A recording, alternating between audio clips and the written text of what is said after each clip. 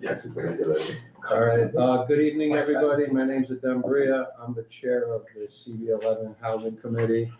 I'm going to call this meeting to order at 6:35 p.m. I'll go over some ground rules now. No one may speak until granted the floor. CB11 members, I can see. If you have a question about board business or wish to make a motion, please raise your hand and wait to be recognized. To raise your hand through Zoom, click the participants icon and you will find the raise hand function there. Members should not engage in a back and forth discussion. The chair will recognize the next person to speak. Please keep your questions or comments brief and on topic to the discussion.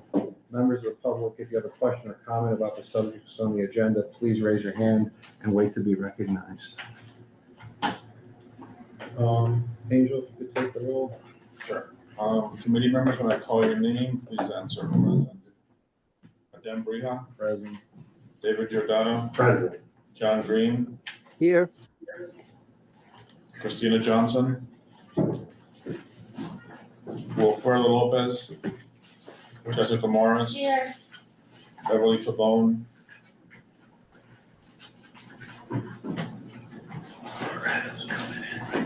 Dawn Sanders.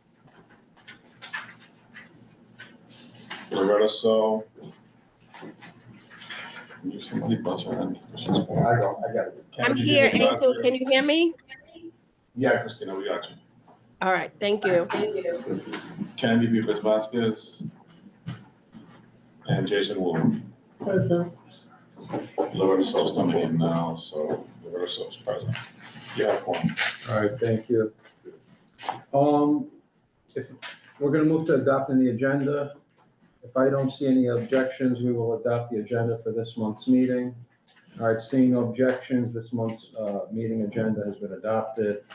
All right, I missed my minutes again, right? So I'll have them for next month. So there's nothing to approve. At least we're only one behind now. Announcements and informational updates. Nothing. I'm going to try to get another walkthrough on the books, and once I do, I will let everyone know. With that, we move to presentations and discussions. Yep, this has been a while coming, but we're happy to have you here. Update on the Harlem Pact projects. Chris Cirillo and Ascendant Neighbor Development and his team. So I think do your presentation first, and then we'll see what questions the committee has. Welcome. Thank you. Do you want me up there or? Wherever you're comfortable. I did just go ahead and send that. Yeah, which one do you want first? We'll do the Pack 10, the Metro North Plaza White. First one. The one on the left. The left, yes. Yeah, that one. Oh, okay.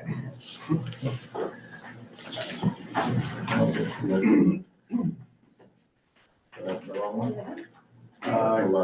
Yeah. Thank you. Mm-hmm.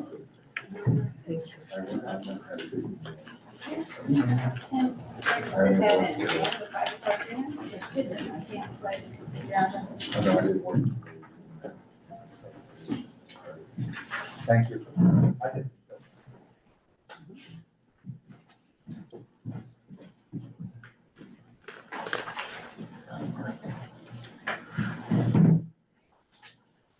Test it and see if it works.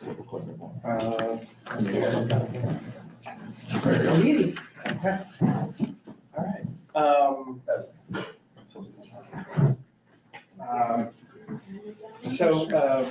Good evening, everybody who's here in person or joining us virtually. My name is Chris Cirillo. I'm the Executive Director of Ascendant Neighbor Development Corporation.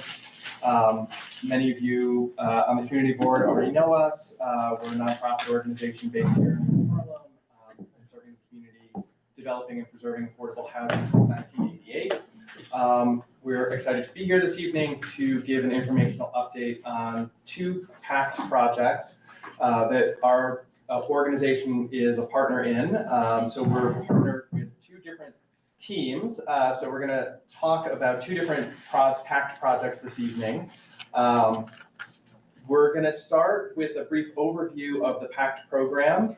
Sam from NYCHA is here. He's going to give a quick overview about PACT in general, which is obviously the umbrella under which both of these projects are being rehabilitated and management transferred to private property management companies.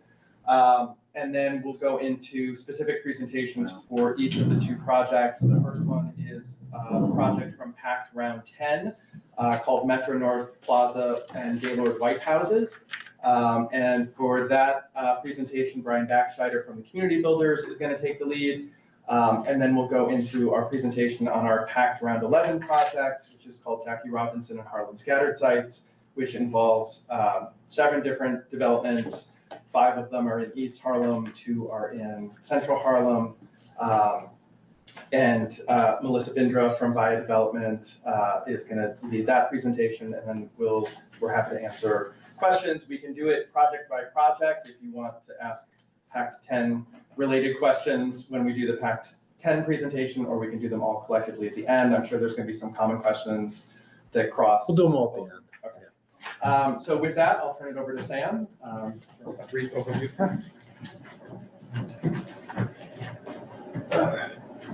Hi everyone, nice to meet you all in person. I believe I've met some of you virtually before. I just wanted to also say I'm joined here by my coworker, Edward Carmody, who's also a community planner from NYCHA. So he is working with Melissa and via the Jackie Robinson Harlem Scattered Site project. I'm working on Metro North Plaza, so I'll do that introduction and then I'll pass it back to Chris.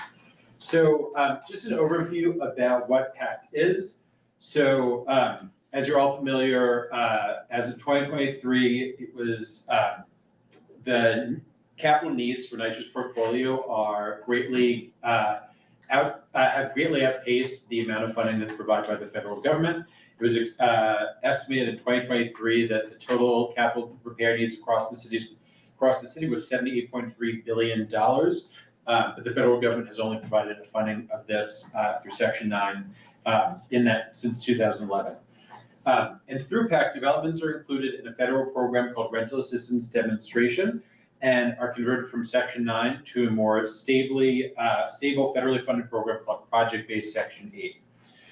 And what this does is it unlocks funding to complete comprehensive repairs while keeping the residents' homes permanently affordable and also ensuring their rights as NYCHA residents are still protected. Next slide. So the way PACT works is through a public-private partnership. So NYCHA, a public entity, partners with private and nonprofit development partners who are selected based on resident input.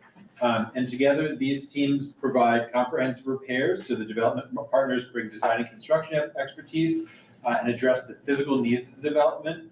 And we'll go to more kind of what that entails. We also bring in professional management.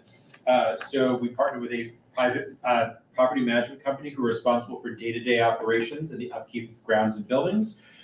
We also introduce enhanced social services. So one of the features we're really proud of in the PACT program is that we require the PACT teams to bring on and introduce a social service provider to address the needs of residents in the community and develop a plan also based on resident input. It's important to note though that while we partner with private and nonprofit teams and day-to-day management is run by a private management company, the development remains under public control. So NYCHA continues to own the land that the development is located on, as well as the buildings. We administer the Section 8 subsidy and wait list and monitor conditions of development. And also, if needed, NYCHA can step in and resolve any disputes that arise between residents and the property management team and make changes to the team if needed. One of the key parts of the PACT program is that we have worked very hard to make sure that residents' rights are continued into Section 8 from Section 9. So first off, residents' rents remain at 30% of adjusted gross household income. No new fees or charges are added for any residents, so they continue to pay the same fees and charges for utilities and appliances that they currently pay. Residents are not rescreened for Section 8 eligibility, so all authorized members of households under Section 9 will automatically qualify for a new project-based Section 8 lease. The lease automatically renews and cannot be terminated except for good cause. In some cases, if there are temporary relocations needed, either for the health and well-being of residents or the extent of work, residents are guaranteed the right to return to the original apartment after the renovations are complete, and the PAC partner will pay for any packing and moving expenses.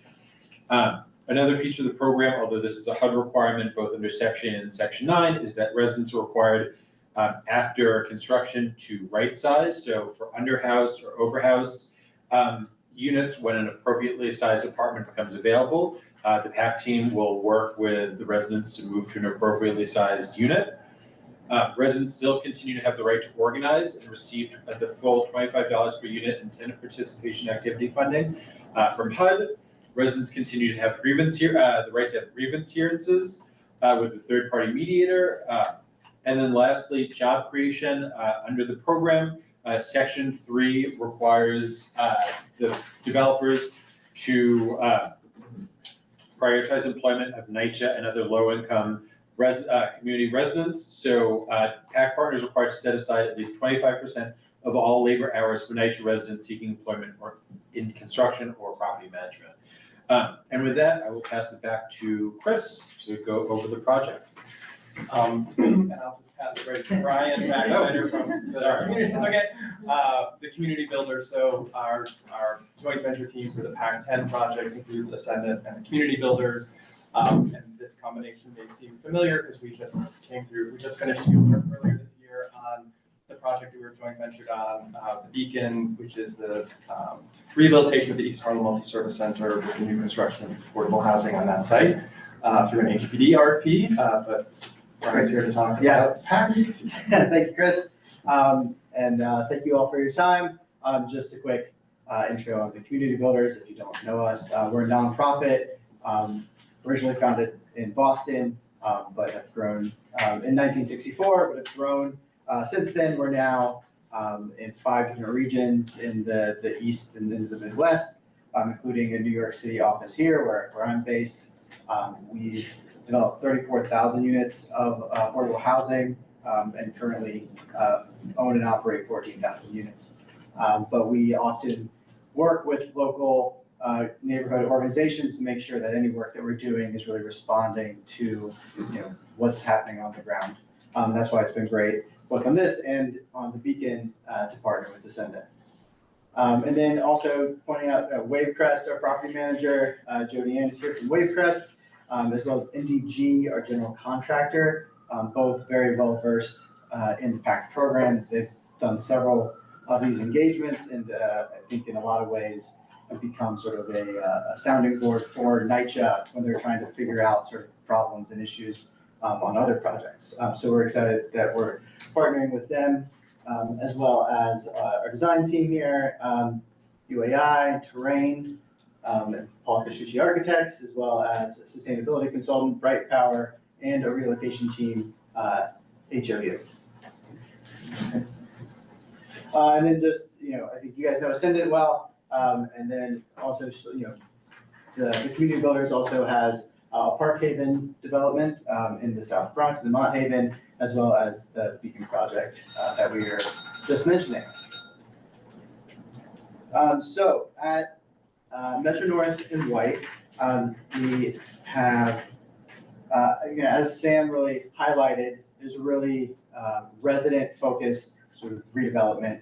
It started with surveys of residents, with votes from residents for what kind of finishes and things they wanted in the lobbies, in the courtyards. And that's sort of been our approach and our attitude up to date, and it's going to be our attitude going forward, working with residents. Also making sure that any work we're doing is addressing the aesthetics, but also infrastructure in the building, what's happening behind the walls, and making sure that what we're doing is going to last for a long time, and that it's going to be sustainable, that it's going to be able to respond to our continued sort of energy challenges that we have. In total, Metro North and White is 516 units, including 2 supers apartments. And I think the next slide, we might have a breakdown. Yep. So Gaylord White is a senior housing building. That's a single tower at East 104th Street. It's all studios and 1 bedrooms.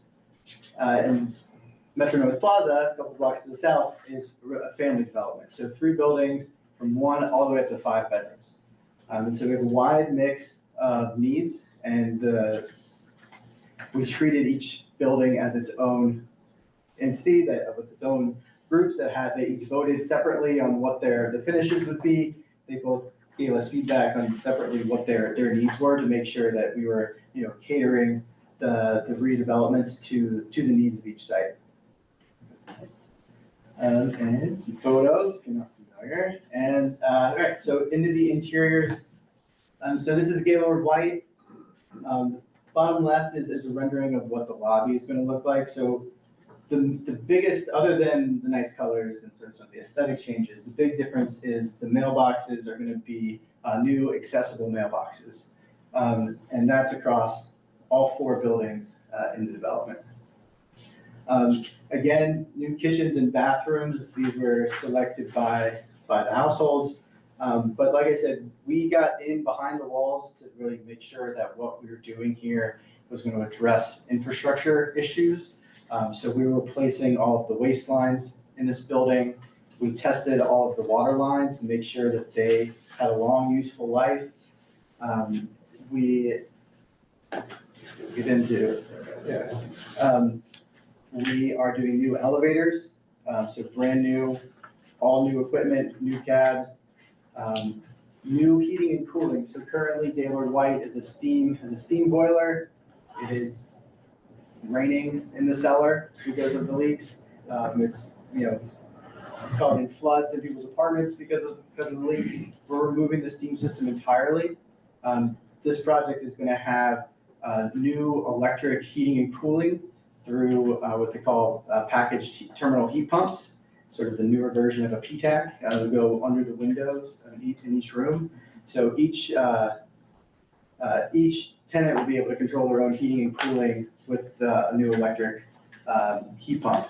That's requiring us to do significant electrical upgrades. And we're also in the floodplain here, so we're pulling all of the electric equipment up to the first floor of the building to get it out of the floodplain. So we're removing any mechanicals that are currently in the cellar to guard against potential flooding in the future. And then the courtyard, we've got the front of the building here. This is really like the entrance to Gaylord White, as well as along East 104th Street, there's a plaza in front of Union Settlement. This is where Union Settlement is headquartered. So we're doing that plaza as well, making it a sort of much more social space.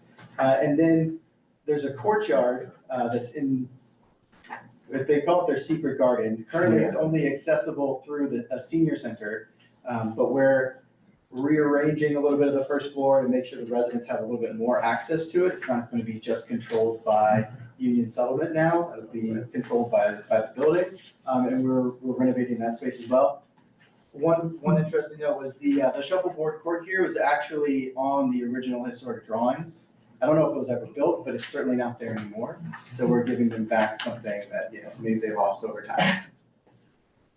And then going to Metro North, similar and different. So again, new lobbies, and there's 3 buildings at Metro North, so they'll each get renovated lobbies with the accessible mailboxes, new elevators. I didn't mention it, right? New windows throughout. Metro North is also getting brand new roofs. Gaylord White had one put in recently, but Metro North is all brand new roofs, making sure it's a tight envelope. Metro North, if you've been around that building recently, just had a new boiler plant installed. So we're making use of that new boiler plant, but we're replacing the entire distribution system. So they replaced the boiler that was producing the heat, but they didn't replace any of the pipes. Again, lots of leaking throughout, continued problems with water. So we're replacing the steam system with a hot water hydronic system so that it can have better control in the apartments, as well as doing upgrades to the courtyard. There's a basketball court there that I don't think anybody could play basketball on if they wanted to at this point because it's so torn up. As well as creating new playground equipment which was eliminated as part of the new boiler work. So we're giving them back playground equipment for the families, as well as new landscaping. And then, don't just take our word for it. This is, some other work from MDG and Wavecrest, our project team. Examples of the landscaping work on some other completed packed projects, as well as a few examples. This is Ocean Bay by Rockaway Queens, before and after of the kitchens there. Matanzas up in the Bronx, and Williamsburg houses in Brooklyn. I guess it's worth noting that both the Williamsburg project is a historic project. These, both Metro North and White, are now listed through our work on the National Register of Historic Places. They're going to be historic renovations of the buildings. So the outsides of the building are going to look like a much cleaned up, nice version of the existing building. We're also layering a new layer of service. So the Community Builders Community Life Program is going to be on site, working with residents to provide opportunities for education, mental health, benefit access, fitness and fun, just lifestyle activities as well, and also coordinating with Union Settlement, who we mentioned, are headquartered at Gaylord White, as well as other organizations in the neighborhood to connect residents into social service opportunities. We're also, as Sam mentioned, there's a commitment to local hiring and MWBE hiring here. Let me keep going. And then this is an example of just what we've been doing with residents. So we've met now 14 times on each site, so 28 meetings so far with the full resident population that's been invited to it. We usually get about 40 to 50 people at every one of these meetings. And every month we give an update on the project and sort of where things are on the timeline, but also sort of focus on one element of the project. There's so much to take in here, and we got to break it up into pieces so that they can ask specific questions. We also make sure that all of these presentations are available to residents. If they missed one, they have questions, that we can provide them with specific details on the projects. So right now we've been doing lease signings. We're about 93% of leases signed because, as I mentioned, we're converting to new from section 9 to section 8, so they have to sign new leases, and working through all of the regulatory approvals to get to a closing this summer. And then after that, we expect about a 3-year construction timeline, working in phases, working with residents. There'll be temporary relocation while work is happening in each apartment. We're working closely with HOU for that. We've been talking very openly with the residents about it so they understand that it's coming. And we'll be communicating, 90 days, 60 days, 30 days ahead of each move to make sure that they're being brought along in the process. It's not just a surprise that this is happening. And yeah, if you want more information, we've got a project website with all of the presentations we've given so far, as well as phone numbers, email addresses to get a hold of our team. I think that's maybe it for me. Yeah. All right, thank you guys. Okay, then we're gonna do all this. You wanted, if you guys want to do questions now, we could do that. If you want to ask, what? Yeah, go ahead. Yeah.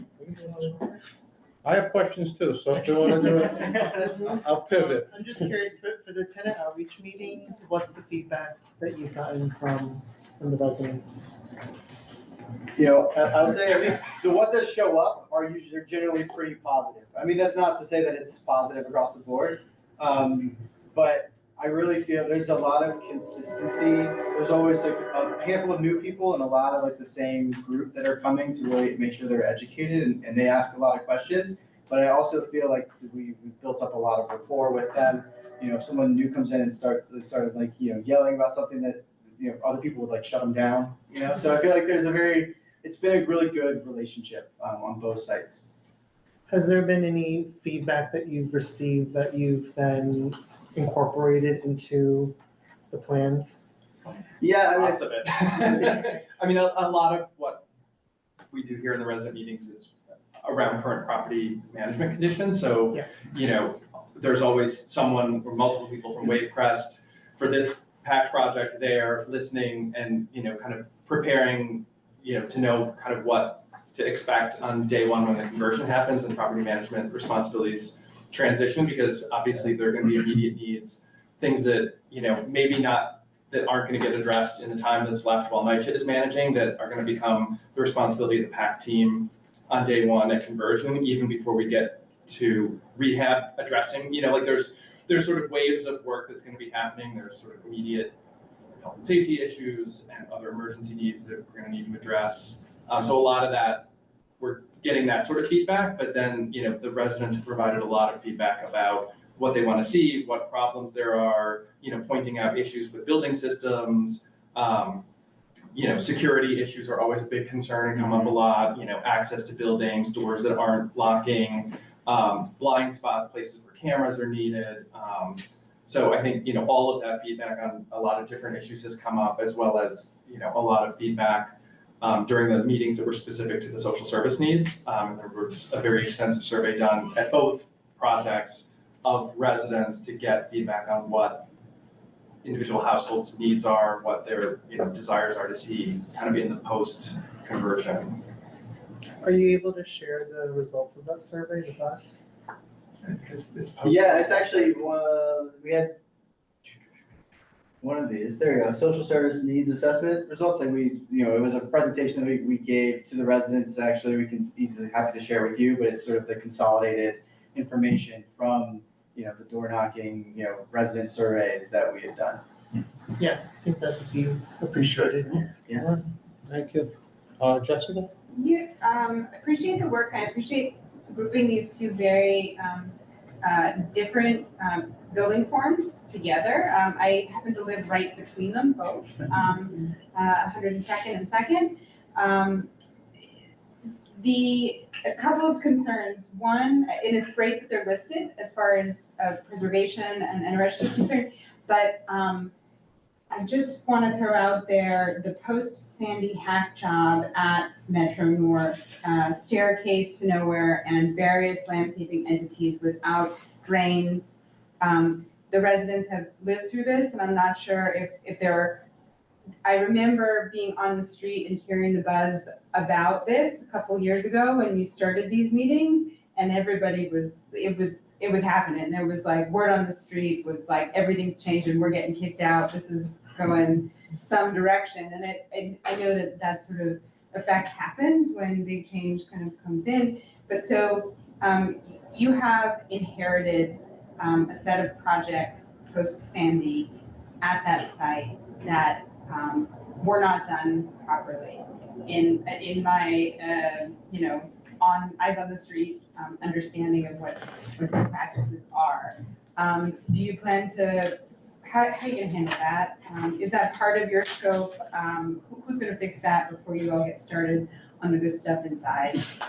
Well, the sequencing might come a little later. We might start inside and then work outside, because we're gonna end up doing a lot of staging on the site sort of immediately. But addressing some of the landscaping, and I know at least some of what you're alluding to around Staircase to nowhere. the staircase, yeah, in the front of the building. Yeah. It took us a long time to get NYCHA to hand over everything from the, you know, that they were working on in that project, but I think we've got it all now, so that we've been And incorporating the it. playground that's enclosed next to these strange buildings that appear that are part of some mechanical system that is super shoddy and how it's constructed.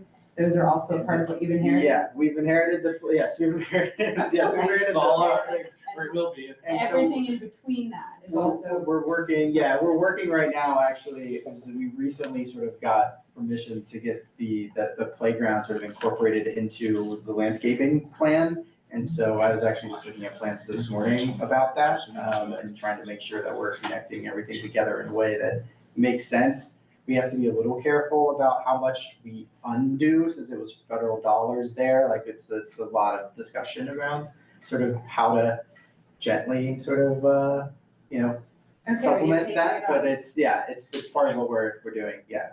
We can't treat it just like it's somebody else's problem, it's all And then ours. at White, it's wonderful to incorporate the space between Union Settlement and the narrow street side of the building. The building entrance on Second Avenue, I think, is an active place, no matter how fenced off it is, people will find a place to play dominoes. Yes. So, is that also a part of the renovation? Yes, this space is one half of the front, Okay, the front area, so that's part of it. We are, because of the mailboxes inside, we're sort of reconfiguring the sort of vestibule space to control access a little bit more, just so that it's not completely open to the street.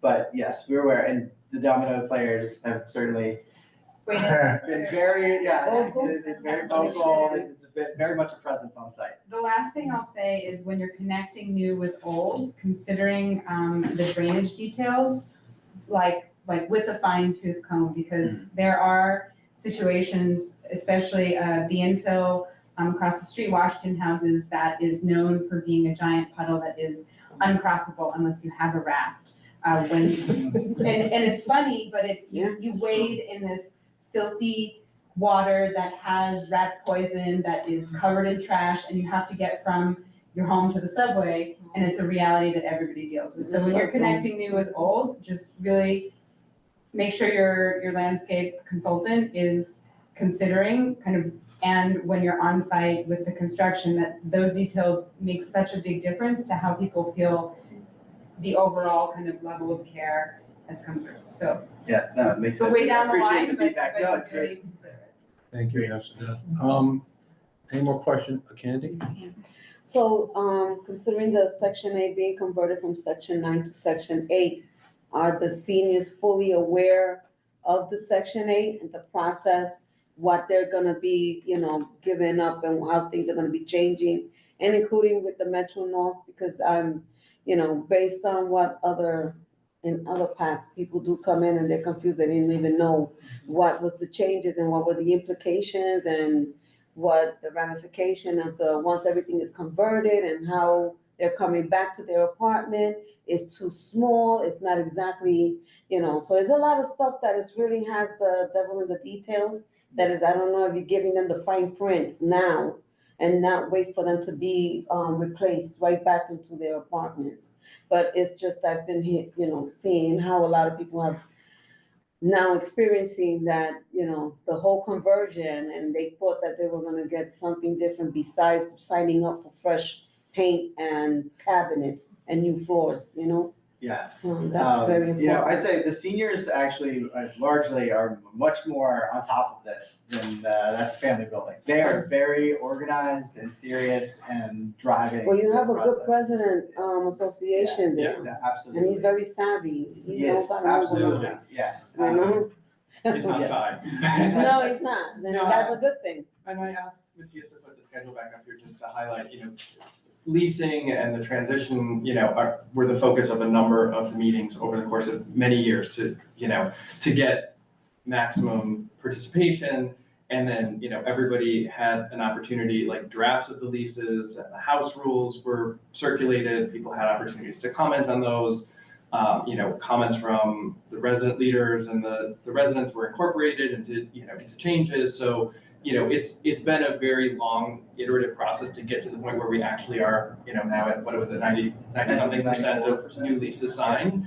But, people have had them for a long time, for months, and, Wavecraft, ODM can speak more to scheduling individual meetings with each household to walk through the lease, make sure that people's questions are answered. So, it's a very extensive Yeah, they know process. that, it's based on now, things change, it's gonna be different, I just.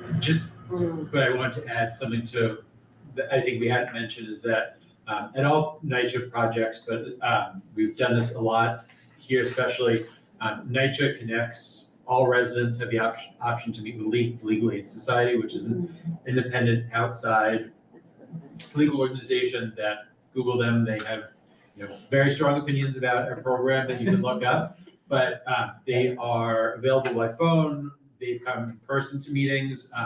The PAC team has helped organize events where they come and meet with residents. We're not even there, so we facilitate and publicize meetings that they can have kind of open, unsupervised discussions. So I would push back against the idea of, devil in the details, if there's any kind of hidden details, but to the extent there are things in the fine print, the team has been really good about literally pairing residents literally with lawyers to go through the documents. So, I think as much as is humanly possible, the team has really gone above and beyond to make sure that residents have the resources to ask those questions and then get solid answers for them. So it's clear and transparent for them. We're trying to be, right? Right. That's I'm not always- just saying it's, just, how many is who's gonna listen, right? Right. There's gonna be some that probably haven't been, even though we've been knocking on their door, been putting everything in front of The them. homebound, you got. We've been going door to door. We were there today. Yeah, in addition to meeting with the residents on a monthly basis, we also meet with the resident leaders as well, to keep them updated. And while the property hasn't converted yet, we do have a space on site where we have team members Monday through Friday, 9 to 5, where residents can stop by and ask their questions or voice their concerns. We've done outreach to any resident that is homebound. We've worked with NYCHA also to legalize some residents, unauthorized occupants, sometimes that, deters them from coming to sign the lease and things like that. So from just multi-layered communication, I think we've been very effective in capturing, I would say at least 80%. There's always gonna be that 20% that falls behind Wavecrest, this would be our 4th or 5th PAC site. So we've learned from each one of those experiences and how to pivot. And we're very resident first in our engagement because we understand that, these are people's homes. That's one of the most sensitive things that, we're going inside and that fear of losing your home or the rent going up, and making sure that they understand that, the rent is still 30% of their income, and that NYCHA doesn't go away throughout this process, that it's NYCHA that still determines their rental amount. And also any new residents that come into the building, NYCHA makes that determination. It's not the development team or private management that makes those decisions. So, we've done even flyering with frequently asked questions to kind of spread more information to residents where, answering some of those concerns as well. Yeah, okay, because it's just that, in other buildings, and this is why I'm saying, on a day-to-day, we do have people that already entered, and once they're located back to their place, then they see their lease, and then they come to our office, and I'm like, we didn't sign up for them, but did you attend the meeting? That's the first thing, and that's why I'm asking how many, how engaged you have mostly all the residents. You say you got 80%, but then that 20% are the ones that come in and say, hey, we didn't sign up for this, and this is a change that is affecting us, or we're about to be thrown out because we're no longer part or even qualify for the Section 8 anymore. And so that's the issue that I'm more concerned about too. Well, all residents, all existing No. residents automatically are qualified under the program. They don't have to re-qualify. So if you're an existing NYCHA resident, you are automatically qualified to go through this back process and sign a Section 8 lease and stay a resident. So Even if your income changes, because now it becomes. even if your income changes, yes. Yes. So the only case that it might be is if someone's not a legal resident and they didn't sign a lease and they're not willing to sign a lease and they don't want to sort of legalize themselves with maybe that's like the only situation where that could possibly happen. But if they're a tenant and they are eligible for their PACs with no other sort of questions asked. All right, I have a couple questions. And then I think Christina has her hand up, and I'll get to her next. Oh, Beverly and I. oh, okay. So you know what, I'll go last. All right, let's, one question each, because there's a lot of stuff. So we'll go Beverly, David, Loretta, then me, then Christina, and then one each, and then I might have We still have two. another presentation. I know, that's why, I know, Okay, so I know. My question is, with all of this being done and not being successful, is there an end date to PAC? To do the program? Yeah, to the PAC program in the future. I mean, I know y'all are, property managers, private, is it a time period of y'all being that? It's no. There's no end date. It becomes, it's a 99-year lease that, Okay. to, operate the properties. All right, thank you. With the NYCHA sort of oversight. Okay. David? So I guess I'm stuck here. The problem. And we see how there's been no increase in funding, but yet 40% maybe, increase in needs. You can unlock funding. It's like, well, where's this funding been before that we have to have somebody else come in and take over and manage if the funding is somewhere else already? See, and then I think, and following up to like what Beverly's saying is, when does the fund, when do we circle back? And it ain't NYCHA that has this, but it's, y'all have this deficit, like 99 years. Really? Yeah. Like it's, and this is not a criticism of y'all, it's more of trying to understand, we got money now, but y'all can unlock it. How come the money couldn't be unlocked by the city? And then now we're paying you, right, as an institution, agency, or whatever, to manage something that's been mismanaged, and now we have money for it. See, like, my thing is, how do we cut out the middleman and go right to the debt and get this done, right? So we're talking about all these other entities that are gonna get paid as a result of the federal government failing to increase funding, but yet y'all tell me the funding is there. Right, because you're unlocking funding. So how can you unlock what others couldn't unlock? Or the city, I can take a quick stab at it. So there's structural differences between the Section 9 program and the Section 8 program. And so Section 9, as we were talking about, residents pay 30% of their income for their rent. But there's no federal subsidy piece for sort of like the difference between that and what sort of the market rent would be. And so because of that, the only income coming into NYCHA is that 30% of the low income. And so the rest of that money has to get funded essentially by the federal government to take care of both operating the building and any capital improvements. And so because the funding has been flat, those needs have increased and they haven't been able to pay for it. The Section 8 program, because it works as a rental subsidy, where the operators are getting an income like through 30% of the resident income plus the rental subsidy, you're able to have cash flow, able to put debt, like take out loans like you would on any sort of real estate sort of project. And so in 30 years, we'll resyndicate, we'll reposition the property, and do it again. And so there's so I think, is that a pretty good summary, I guess? So there's structural differences. We didn't, obviously create those two different programs. And so we're trying to take the tools that are out there to improve these properties. Sorry, may I just build on David's question, because I think you're kind of helping us understand something. I have a colleague who is involved at Penrose, and I know they've been doing a lot of these types of projects in Brooklyn.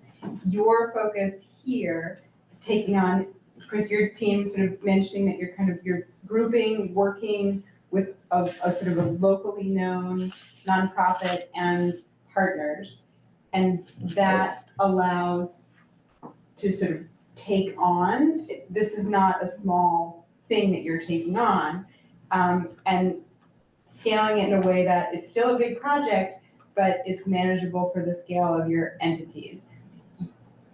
Working at the scale of the entire NYCHA portfolio, I think is beyond anybody's capacity, it's beyond NYCHA's capacity, and that's why, the ability to sort of create and help me understand, is that the Well, strategy? a little Create bit. a small local team So- that can take this on? NYCHA, as a public housing agency, cannot convert to Section 8 just on their own. They're prohibited in their statutes, how they were created from doing this specific type of work. Yeah. If I can add something, Melissa Vendra, hopefully I don't get in trouble for saying this, but essentially during the Obama administration, obviously they saw this chart getting bigger and bigger, but they couldn't get Congress to fund the housing authorities. Congress has to put the money into Section 9. That's where it comes from directly. They give it to HUD and HUD gives it to NYCHA directly. And they could not get the funding. So they created the RAB program as a way to fix this. And that's just where we are, unfortunately. All right, Loretta? No, I'll wait until she does her presentation. Okay, mine are real easy, straightforward. I did a walkthrough of White Houses. They said security was an issue. I know and everybody got the questions, you said that you've been getting resident feedback. Did they find the security you're gonna be implementing sufficient? I think so. It's been very. Oh, wait, all right, you think so, but like, what makes you think versus do you know? I mean, we've been in regular, that has been the number one concern at Gaylord White. So how come there's no like security guard 24 So, hours? There's a plan for increased security at the beginning when we take over the site to help sort of secure the site, sort of set up the new guard at the site, along with a lot of infrastructure improvements around more security at the building entrance, new doors, new access controls. Because right now, there are people that can just pull open the door and get into the building. It's been something we've been working really closely with NYCHA Property Management on sort of in this interim time before we can really do the work to address that in the short term. We've had some mixed success of getting it fixed for a while, and then it's getting broken again. Well, I was gonna say, like, I was at Washington or Lexington houses, and I know, council member at the time, Kalos, they had these big new security doors that they were putting on the front of buildings. They thought it was gonna stop it, and apparently they get broken into all the time. I think it's just, and even the security cameras, like how often will those be looked at and monitored? Because I know NYCHA has security cameras, and I've been told, and I know you're not NYCHA, but that nobody actually looks at the camera. So I guess, and having been there, I believe we might have seen one of those security issues during the walkthrough. It was alluded to by the tenants as we were there, that somebody we saw in the building maybe shouldn't have been there while we were doing the walkthrough. Yeah, so I guess the other kind of layers, just to start talking about other ways we've been talking about addressing it is, we're gonna have on-site management right now. The offices at Wilson Houses, it's, not nowhere near. We're also gonna have an on-site super that is gonna live in the building. They're not a security guard, but there's just a lot more presence on these sites. There's always a bit of a juggling act for, our operating budgets. Well, I was figuring that. We would like to say we can just throw tons of security at it. Well, not tons, to- I mean, just one security guard. But so it's something that we are aware of. We're trying to we're expecting to try to find some other savings in our operating budget and be able to maybe do that. We just Okay. are being very cautious about committing to it because, I would recommend you see if you can, and I'm gonna ask, and then we're gonna have one more question, then I'm gonna let you guys go straight through. There'll be no more questions till the end. I did on the walkthrough too, and I'm not an expert on this. David, you were with me in White Houses. The kitchens seemed very narrow. It looked like that too. Are they going to be wheelchair accessible? Are people gonna be, or are you gonna kind of consider, I'm sure there's layouts and it's hard to change that, but I was just wondering. Yeah, we're primarily working around the existing layouts. There are gonna be new accessible fully accessible units within the building. So if there is a specific need, that we can try to, match those up when those become available. And then if people have specific needs beyond that, there's a process with reasonable accommodations where we would, if they needed something wider, that we would look on a case-by-case basis on how to accommodate that. Thank you. Christina, Good evening, everybody. Thank you, Adam. And in answer to you, one of the reasons why our doors are broken so much is because NYCHA has not come hold in on, and fixed Christina, up. I can't hear you. Volume 30. Okay, go ahead. Okay, so one of the reasons why we have our doors broken all the time is because the intercoms don't work. That's a whole nother story, but I've been going through it with them about that. So thank you, everybody, for asking the questions you did. They're really good questions, and I've learned a lot this evening. I am the Tenant Association President for Lexington Houses, and we have been approached on joining the Red Pack program. We have not decided yet. We haven't had any interviews or any developments that we've been able to look at. So my question to you is, how many NYCHA developments do you have in your program besides Metro North and Gaylord White? And are they complete, or are they still within the beginning phases of the project? Sure, so for the Metro North White team, this is our first PACT project that we're doing together. And that is also why we brought in such an experienced team with MDG and Wavecrest. And as Jody said, I think we have 4 or 5 complete. We have 3 completed: Ocean Bay, Betances, and Williamsburg. We recently we started construction work at Eastchester Gardens in the Bronx as well. And then, and BBM, Boston Secor, Middletown Plaza, Boston Road Plaza. And then we're also a property manager at Bushwick Hope Gardens, as well as the PRC Manhattan Bundle, which is a scatter site that goes from East 28th Street all the way to like Fort Washington. Okay. Are any of the developments complete yet? I'm asking because I would be very interested in taking a tour of one of your developments and speaking with some of the residents. I grew up across the street from Eastchester Gardens, so I know that development very well. I also have family that used to live in there. Can you tell me, are they complete yet? No, Eastchester Gardens just started at the end of March, so they're going through the renovation process. But at our other sites, such as Betances, Williamsburg, and Ocean Bay, we always welcome tours where we have residents, see the completed work, engage with the tenant association presidents, and any residents that they see along the way. So we're always open to doing that, and so Thank you. My board is very interested in visiting one of your sites. Could you please leave your information with Adam, and I will get it from him and contact you at a later date? Sure. Will do. Thank you, Christina. Thank you. Yes, All thank right. you. You finish your presentation and we'll take a few more questions at the end. I don't want to keep us all here. A similar presentation for a very different bundle of buildings. But this is truly the Cliff Notes because there's a lot that we're working on. So if you go to our website, harlempack.com, there is a separate presentation for every single building with renderings, with information about every single resident body, the information we got from them, and our final designs, our plans. I'm also happy to send you anything that you might need.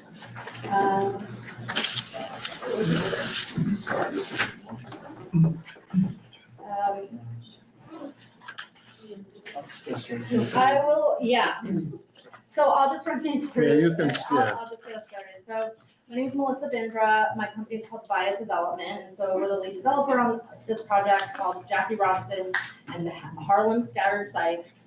But it does not roll off the tongue, so we've been calling it Harlem Packed. And so that's what we put on everything, and we found it was easier for residents to remember the website. Of course, our partners at Ascendant have been very involved, and then we have one other development partner, McCormick and Salazar, which is a large affordable housing developer around that's national, and they've been providing some resources and consulting to give us some ideas from outside of the city. Our contractor is L&M. They've of course been very active in this area as well as the rest of New York City. The property management arm, CNC, is our property manager. Jerome is here from the L&M CNC team. So he does a lot of our resident engagement. I'm sure you all know him. And he's very involved, not only resident engagement, but the crossover into property management, into social services. So he can speak to a lot of that. And our design team, Curtis and Ginsberg, we've been working with them for a long time. L&M's been working with them for a long time. So we have a very good relationship. They've also done several PAC projects. And like everybody's saying, we try to approach these projects with the residents in mind, right? They have been living here in a lot of cases since the building opened, right? So they've raised their families there, now they're seniors, or maybe they grew up there, now they have their families there. So we've really been trying to lead with residents and the information that they can give us and what their vision is for the properties. We also have some historic tax credits. There were a few buildings in the bunch that were deemed to have historic value. Actually,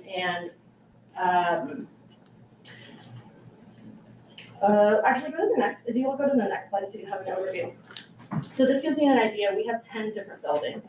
We call it 7 developments because one of the developments is pre-war scattered buildings. But overall, you have 10 buildings. In your community board, I think is these 7 buildings. Sorry, 6 buildings. So you have Jackie Robinson Houses, Morris Park Seniors, UPACA 5, UPACA 6. I think we're right here right now. And then Corsi Houses, which is on 2nd and 116th Street. And you'll see that over 50% of the buildings are senior buildings. And every single building is different. Some of them are towers. I think the smallest building has 32 units. The biggest one has 197. So we have a lot of different conditions. Some have floor space, some don't. And so we've really had to take an individual approach to each building. We meet with every single tenant association every month. We meet with the larger tenant body at each building separately every couple of months. So we've done a lot of outreach, and we've tried to be very thoughtful about meeting the needs of the specific building and development. And then the next couple pages are pictures. So you can recognize them when you're out there. These buildings, these are in Central Harlem. These are in CB11M. So very important, since more than half of our buildings or of our units are senior units. We spent a lot of time thinking about how do we make these old buildings that were created before we had accessibility standards, before we were thinking about aging in place, how do we make them accessible for seniors? As well as many of these buildings, when they were first opened, they had spaces where you could have a family visiting, or you had activity rooms. You had things for seniors to do and congregate because they were all in studio or 1-bedroom apartments, right? So you had, over time, those spaces have been taken away. They've been turned into commercial spaces. They were turned into, I think at 1980, it's a big office that NYCHA took over for their borough operations. So how can we kind of carve some of that back? How do we give that back to them? And try to be creative about that. So some of the ways that we did this was when we're reimagining the entrances, the lobbies, can we make them open, secure, right? So in the senior buildings, we've designed security booths at the entrances for a security guard to sit. multiple layers of key fob access to get in, but also accessible. So having the button that you push to open the door, and then having places where people with mobility devices can store them or can plug them in near the lobby before they go up to their apartment. And then a lot of seniors have responsibility for children in their family, right? So the kids come to visit them during the day, the children come and they take care of them when the parents are working. And so how do we also incorporate that in a way that's thoughtful, so that the seniors don't feel like they have to go far away from the building to take the kids to play? Next, please. I included renderings and examples because every single building and every apartment is a completely different layout. But like I said, we have pictures and renderings that are specific to every development online, and I can also get those for you if you want to see them. But the idea is that every space is renovated. It's a lobby, a corridor. We want everything to look like a new development. And any outdoor spaces that we have, we're also redeveloping. So any new playgrounds, outdoor spaces, gardening, and then we also incorporate things like outdoor workout equipment.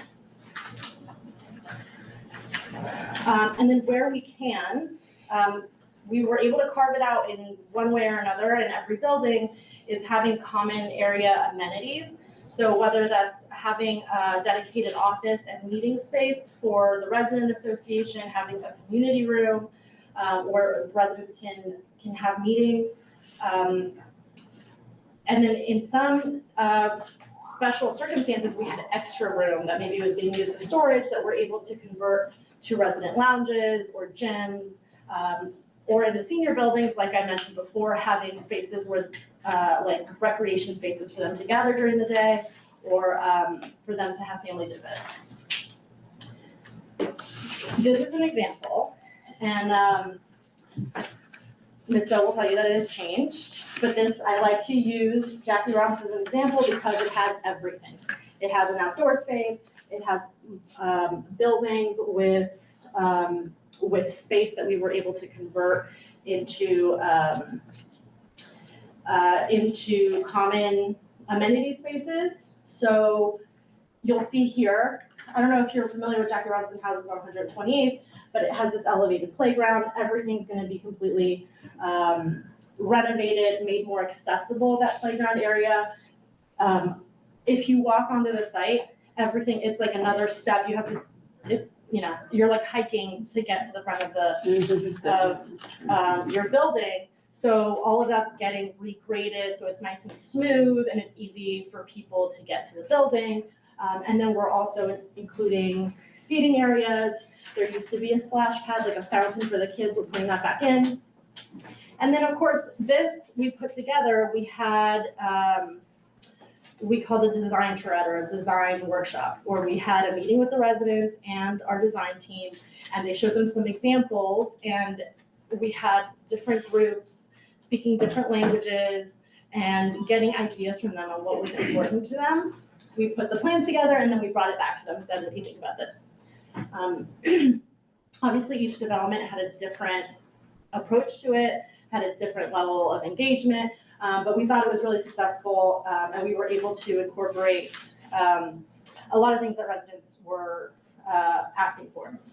You'll also see inside that there are several storage spaces that we turned into things like bike storage, new laundry rooms, tenant association offices, community rooms, where there's a resident watch, including spaces for the resident watch, although in a lot of cases, they really want to retire. So but we're giving them the space if they want it, if anybody wants to participate. And in every single building, we have what we call a satellite management office, because there will be a main management office.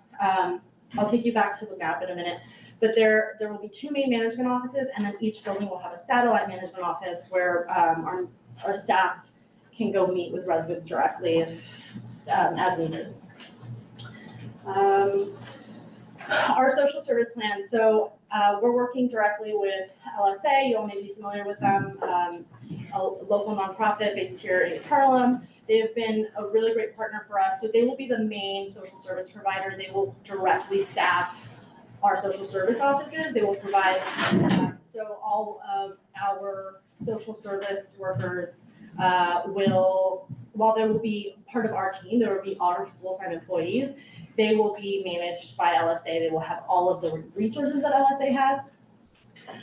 One thing I didn't mention is that in all of our senior buildings, about 50% of the residents speak a Chinese dialect as a first language. And so that is another thing that we've been having to work with, and where Asian Americans for Equality came in. So they've been working really closely with LSA, and they're gonna give us at least one person whose full-time job it is to provide services. We're hoping that we'll be able to staff at least 2 for that population, and make it so that the seniors can be together. Because right now they kind of have like 2 different communities inside of one building, and we want them to be able to enjoy, things together. They will also be in the main offices, but they'll have at least 1 shift every day in those satellite offices. So we'll make sure that they get to everyone. Next slide, please. Where's the other day? You heard about Section 3 and the hiring. I think that might be it. That was a lot. So in terms of our timeline, we've been working on this for a very long time. We're ready. All the residents, you asked about what we hear from them. Every meeting these days, they're just like, let's just get this over with. They cannot wait for it to happen. They've been part of this for years now. They have tons of repairs and things they need done, and like that they're having to live with every day, and they just want to get this started. So we're starting to get a little impatient. I'm getting impatient, but we're almost there. We're hoping we'll be able to close by the 3rd quarter of this year. So we're very close. We're working with NYCHA and various city agencies to get it done. And that's it. Thank you. Design charrette. Design charrette, yes. Well, I try to stop saying that because I don't like the word, but so design workshop is what I tell the residents. Do we have anyone else? Nope. That's it? Yeah. So I'm gonna take like 3 or 4 questions, all right? So Loretta first. Okay. Yeah. Jackie Robinson, I'm a resident of Jackie Robinson, and as well as on the Resident Association Board.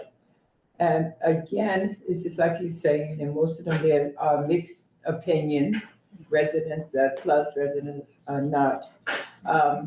Again, one of the things we have been very concerned about in terms of our residents is that our outer space has now been taken with scaffolding. And that has been up for the past 5, 6 years almost. And now PAC has taken over. But they also ordered wiring, fencing, which makes the resident feel like they're in prison. And we asked about that, if that could be taken down, and to no avail, it hasn't. And so, people will do what they have to do to make themselves comfortable and go back to that spacing that they have. And it's just that what we were also told that in June, there'll be the transition. So that's one of the things the residents are waiting for to see what happened. There are concerns because there are residents that's not going, as we had the meeting last month to sign new lease. There are residents that's not going, that have not gone to sign their new lease. So the question is, what would happen to them? Okay, as well as the other questions that were asked. So not to prolong things, but for some people, they're ready to see all this. You're showing us all this, and folks are excited. And then there are those that I want to stay the way I am. Yeah, right. So it's just a question of how. A few things there. That's another reason I like to use Jackie Robinson as an example.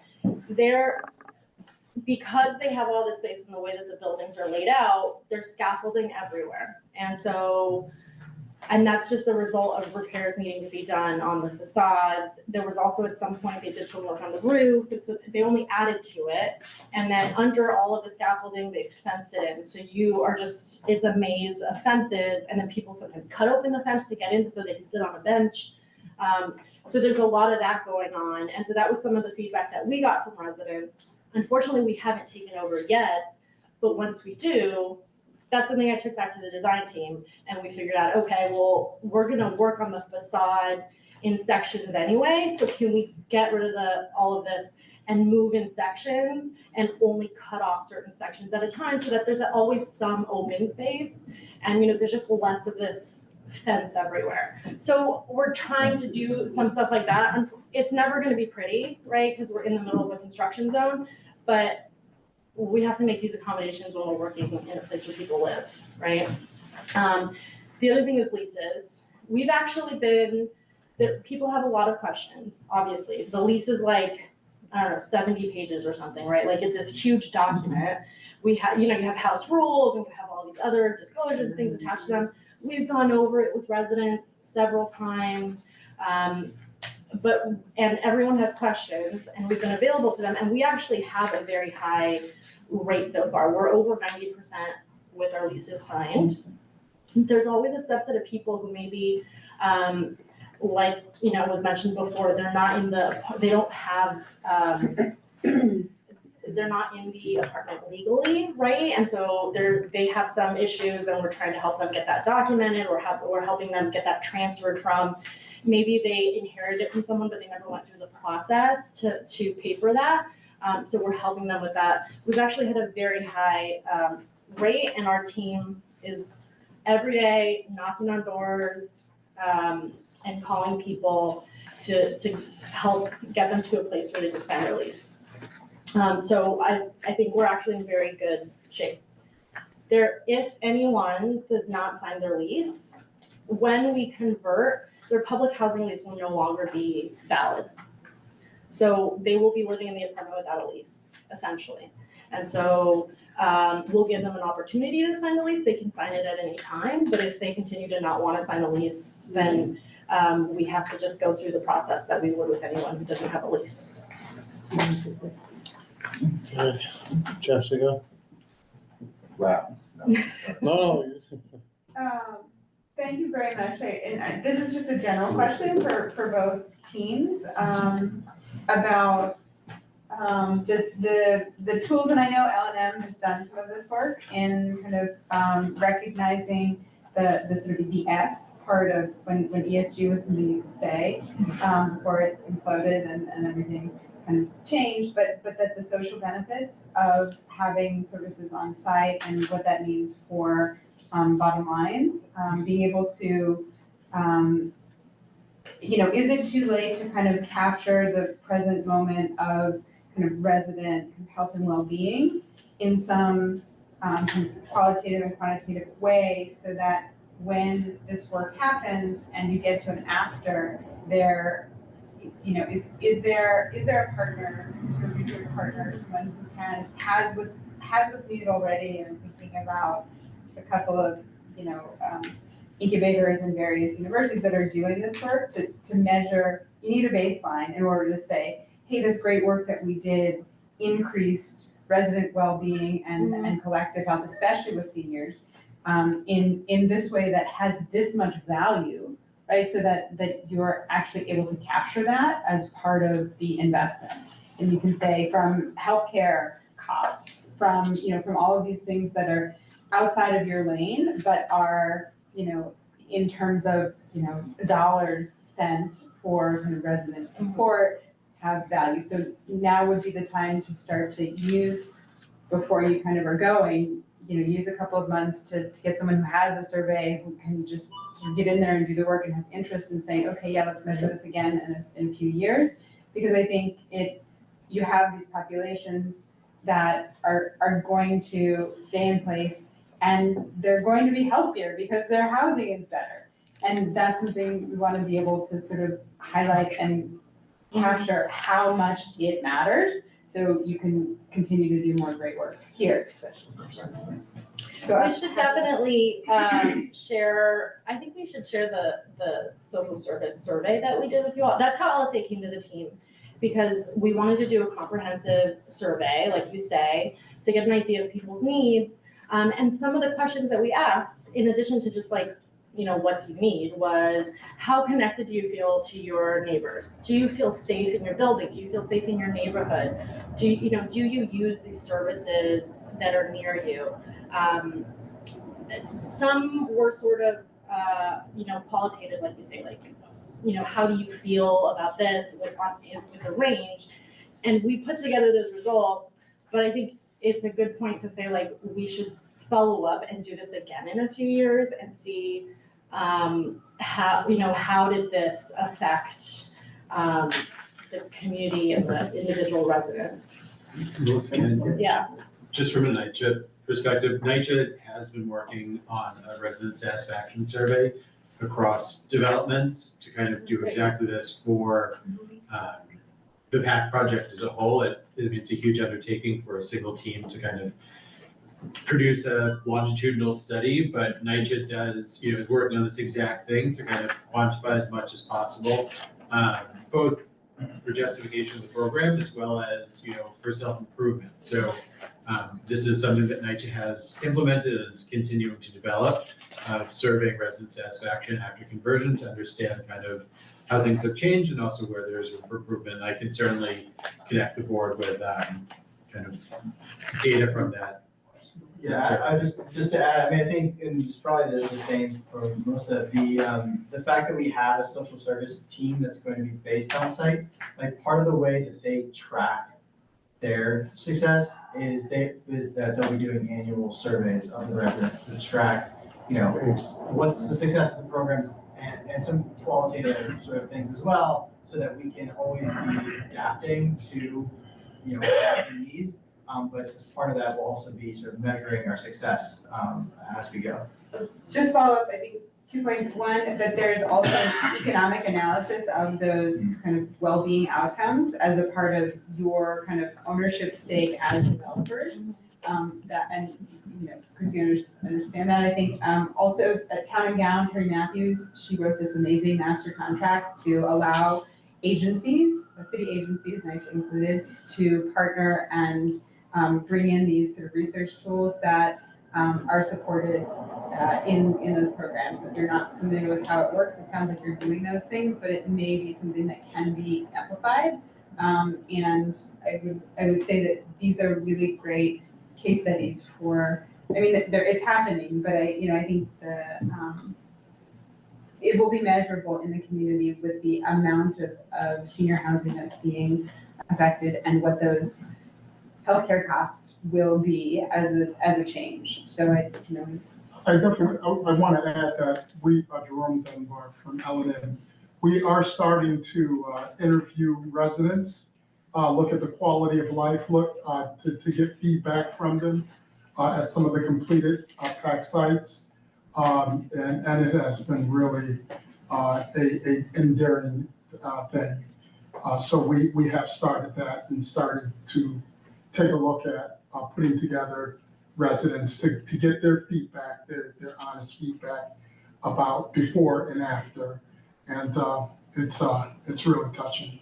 And just saying also too, there are scientists, social scientists who really know what to ask, who do this in a way that can quantify it for bottom lines and outcomes and connect those dots so that you all don't have to do that work, which is where Town and Gown comes in to sort of bring you that additional kind of brain trust to sort of show you back how great the work is that you're doing. So, yeah. All right, I'm gonna take one more question. David? So I guess when the conversion occurs and someone is not comfortable with the conversion, I've lived in this place for 30 years. When Mitchell Lamas are sold, people can continue to live there, but not own it, right? Or not have, and they live. So my concern is, are we gonna be creating more homeless people in the city? for something that was not their choice, but is a result of poor management of government, right? And an entity, we're gonna tell somebody, either take it or leave it, get on the bus, or get out the way, right? I mean, this leaves a bad taste in my mouth. That, you know, to be in agencies that maintain affordable housing because of the need, right? And we should be creating more Mitchell-Lamas that allow people to create equity as opposed to create poverty. Because what we continue to do is subsidize poverty without giving people ownership.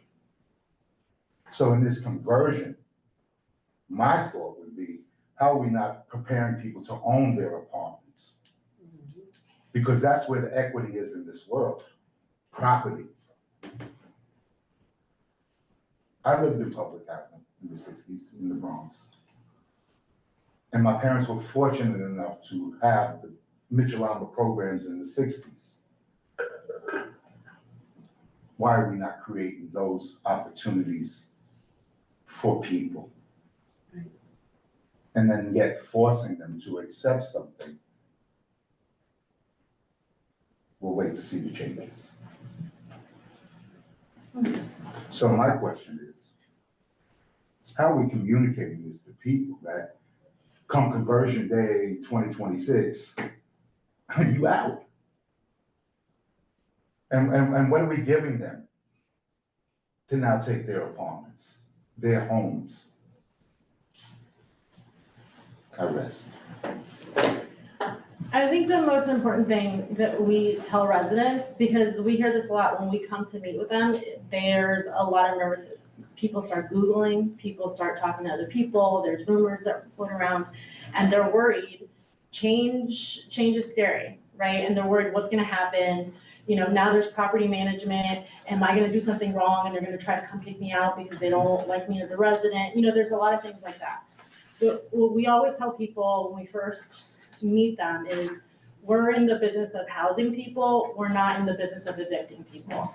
We do everything, and I'm sure everybody has a story of their own, right? Of how we go out of our way to help people stay in their homes, right? Obviously, we have to legally, we have to have things like leases, but we really go out of our way to speak with every individual household who has a question, to meet them where they are and make sure that they're as comfortable as they can be going into this big process, right? This big complicated process. And so I think that's all that we can do. Put ourselves out there, make sure that we're available to them, answer whatever questions, and get them the resources they need. Some people need help with social services. Some people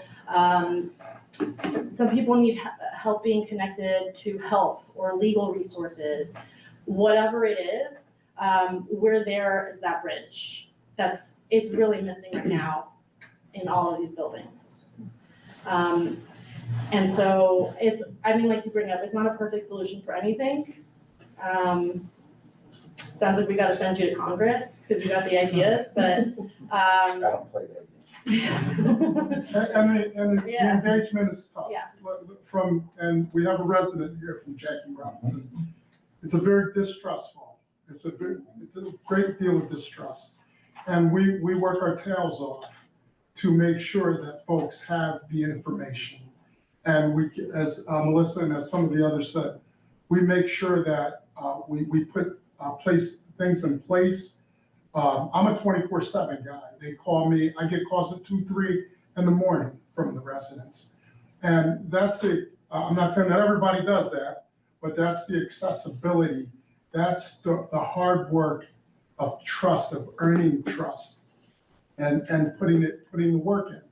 And as Melissa said, you know, we're in the business of housing. We have eviction we say we have anti-eviction process, working with residents now that have had issues with rent, whatever it may be.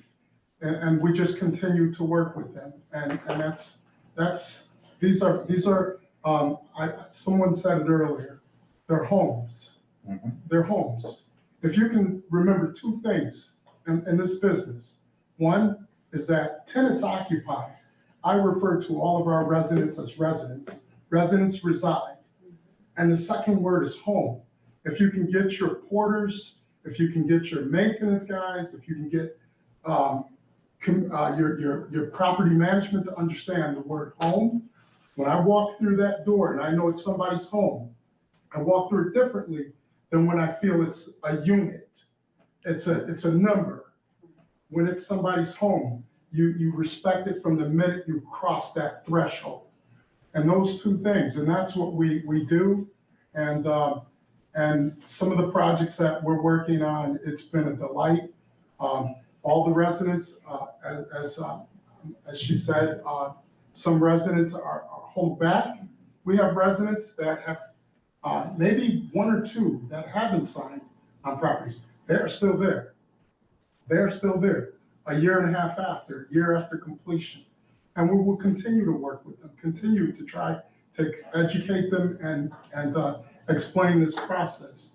And that is what it is. And Melissa said it very clearly. It's been missing.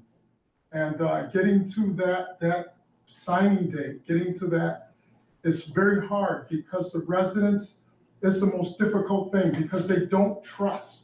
And they have a reason for not trusting.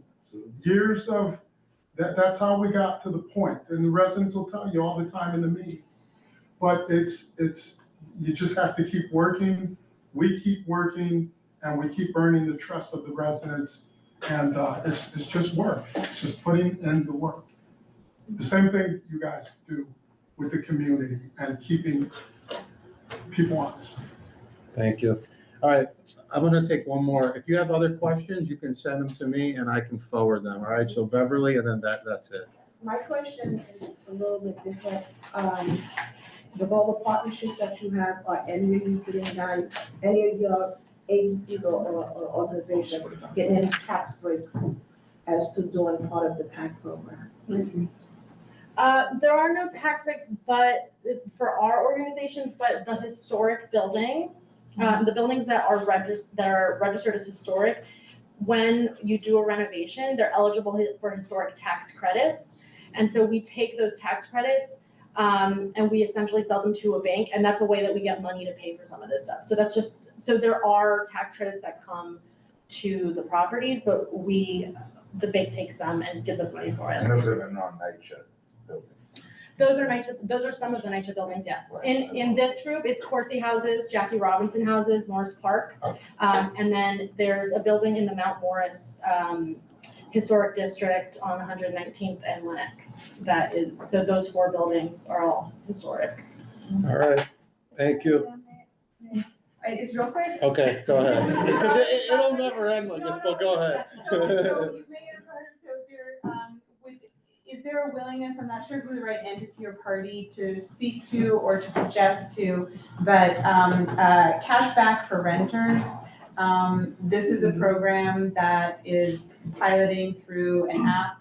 Residents pay rent on time and they get some percentage of their rental payment as cash back. It's been shown that they typically use it for supporting their healthcare needs or other things. So is that something that maybe the management, how is rent going to be collected? Is it through the NYCHA office? Is it through the management company? If it's through the management company, do you determine the way that you're going to take the rent? Would you consider potentially using something that would allow for a renter cashback? Because not only does it give cashback, it also builds a financial record in a way that equates to not ownership, but the type of financial empowerment and credit that is needed in today's world for seniors, for everybody. If you share that information, we can look into it. So the way that it works, the new property manager does the stuff property managers do. They collect the rent, right? So it's their job to collect the rent.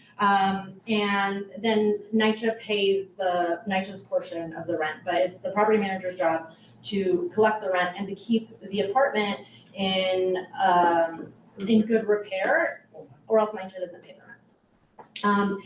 We have instituted over the last few years, it's sort of in a similar vein, which is like, it's interesting, so I want to look into it, a partnership with an organization that that registers people paying their rent onto their credit score. So it helps you build your credit.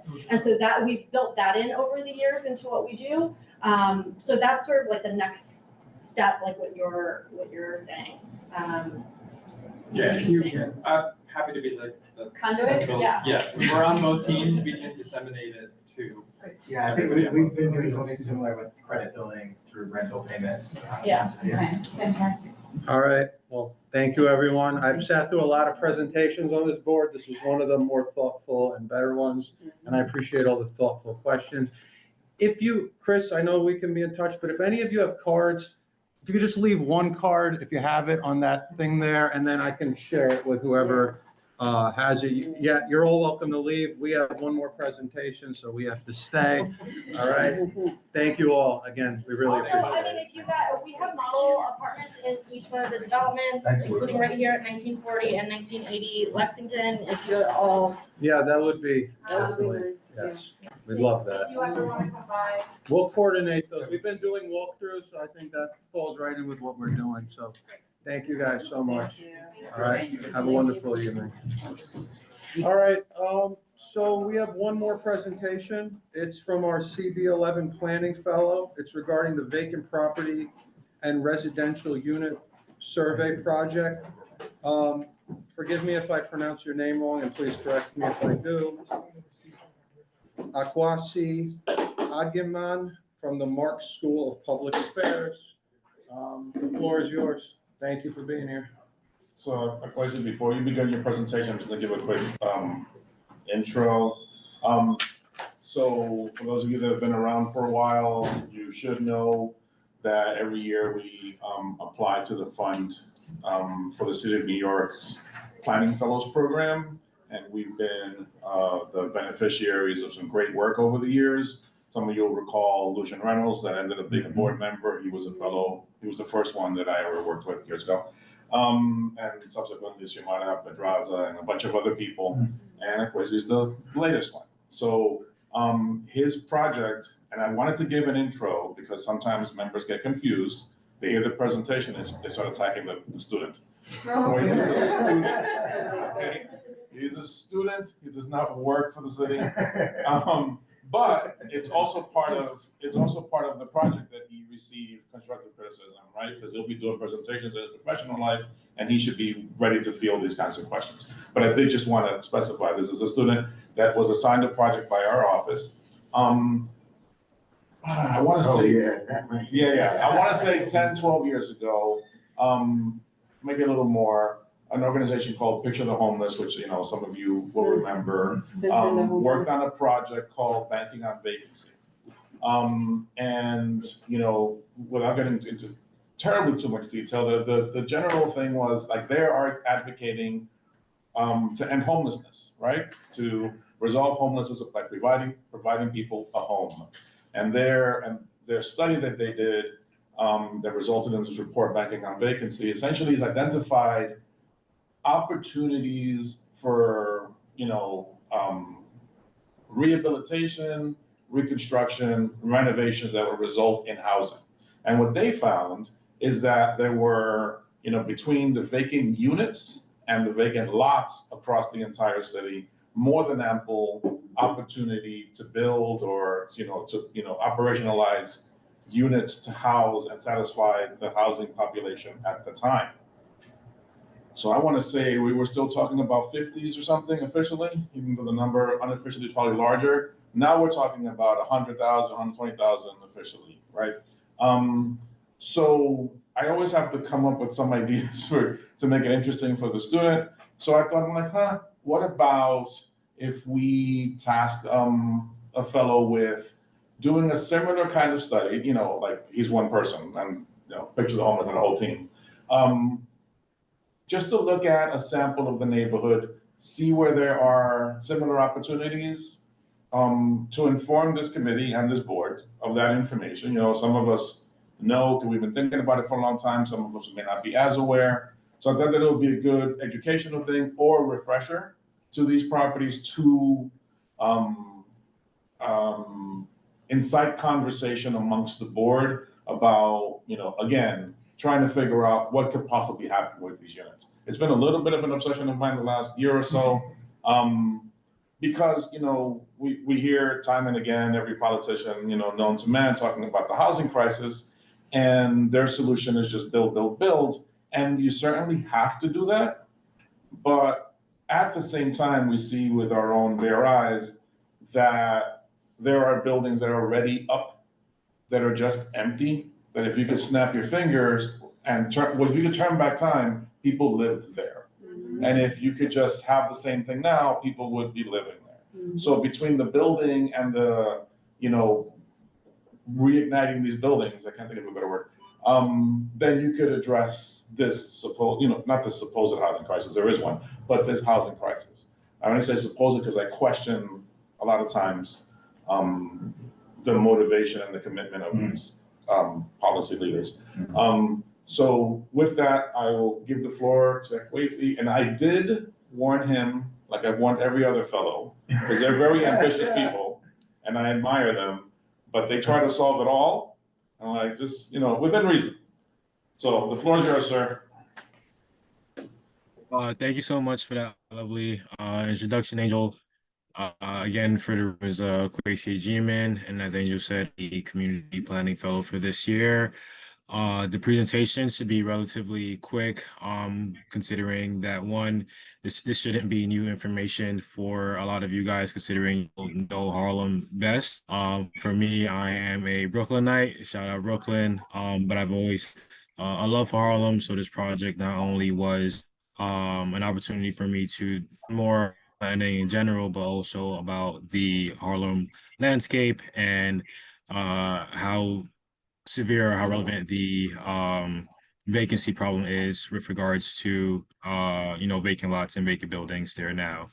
And so I will share my screen.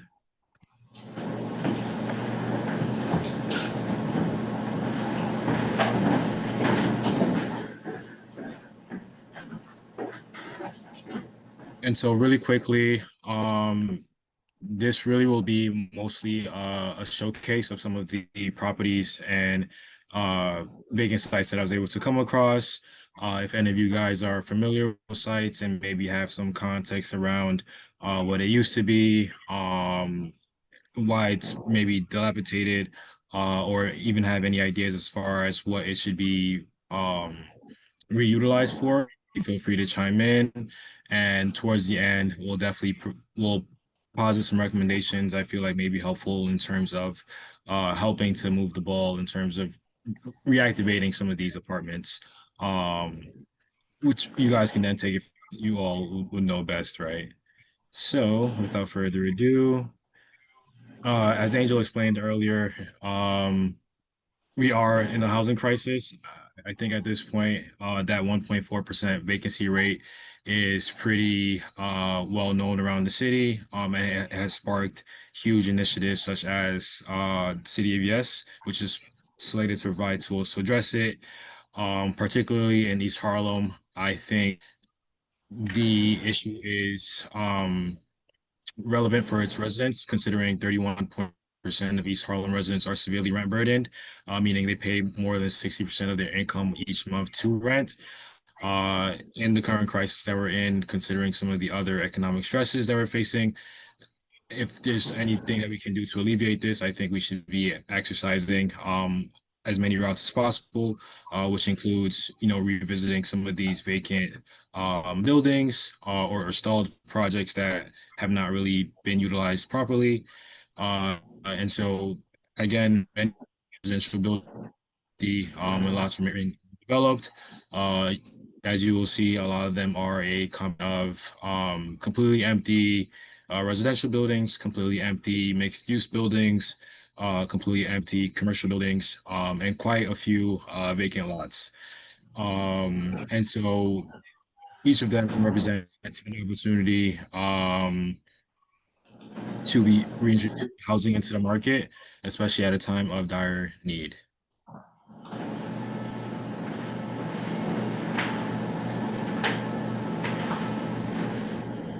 So yeah, again, Angel had shared some of the context earlier, but this is a follow-up of the Picture the Homeless legacy count that they did back in 2010. Essentially, their main problem statement that was driving their project was the fact that NYC was experiencing a rising homelessness crisis. And so they went around assessing vacant lots and residential buildings to assess how many of those can actually support the amount of folks that they were seeing on the street.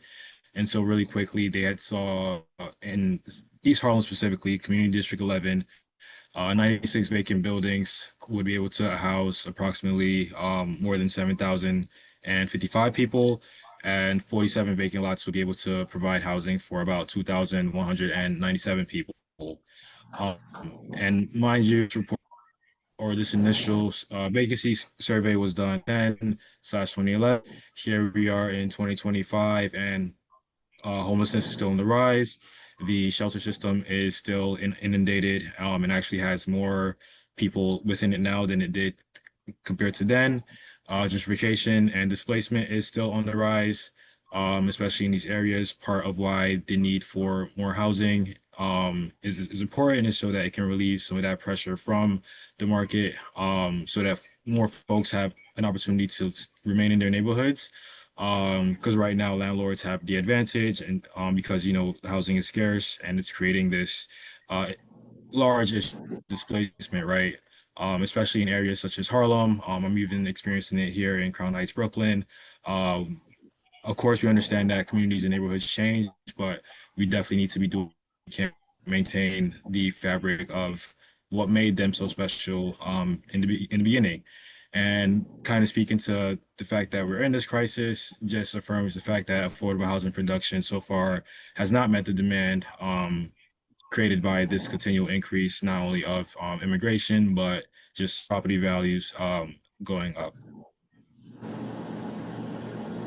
And so, as Angel said, this project essentially was a survey to, one, take a look at some of those sites and get a sense of what actually is landscape today compared to then. As he mentioned, I am only one person, and so I wasn't able to cover as much of the I was able to cover 100% of the district, but I was able to cover a good portion.